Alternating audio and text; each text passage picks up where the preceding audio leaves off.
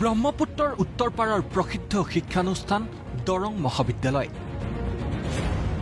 ঐতিহ্যমণ্ডিত এই মহাবিদ্যালয়খনৰ গৰিমাত কলংক সানিছে ছাত্ৰ একতা সভাৰ সভাপতি সম্পাদকে। ঘটনা শুনিলে আচৰিত হৈ পৰিব আপুনিও।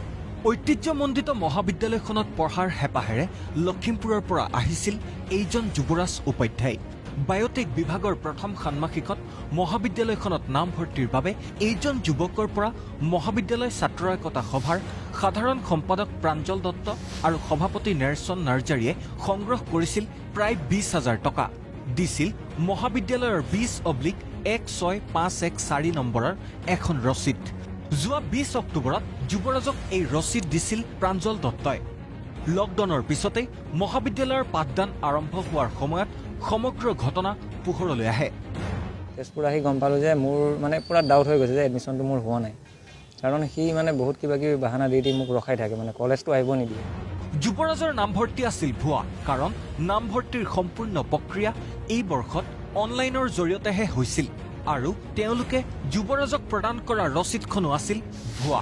বায়'টেকনলজিৰ ফাৰ্ষ্ট ছেমিষ্টাৰ ষ্টুডেণ্ট এজনৰ পৰা যে তেওঁ এডমিশ্যন লৈছিল, কিন্তু ক্লাছ কৰিবলৈ আহি দেখে যে তেওঁৰ এডমিশ্যনটো হোৱা নাই। আমাৰ প্ৰাঞ্জল দত্ত বোলা জেনেৰেল ছেক্ৰেটাৰীজনক আৰু কোনোবা এজন নেৰচন বুলি ষ্টুডেণ্টক তেওঁ মানে পইচা দিছে।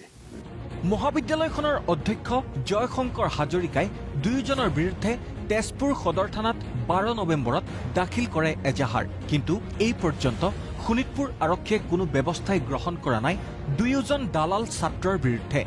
অভিযুক্ত আছুৰ 2 সদস্যৰ বিৰুদ্ধে এই পৰ্যন্ত শোণিতপুৰ বা তেজপুৰ আছুৱেও কোনো স্থিতি স্পষ্ট কৰা নাই। এজাহাৰ দাখিলৰ 2টা দিন পাৰ হ'ল, কিন্তু আৰক্ষীয়ে তদন্তৰ নামত একোৱেই নকৰাত হতাশ হৈছে মহাবিদ্যালয় কৰ্তৃপক্ষ। কেমেৰা পাৰ্চন অংকুৰ দাসৰ সৈতে তেজপুৰৰ পৰা অৰ্ণৱ কুমাৰ নাথৰ ৰিপৰ্ট, প্ৰতিদিন টাইম।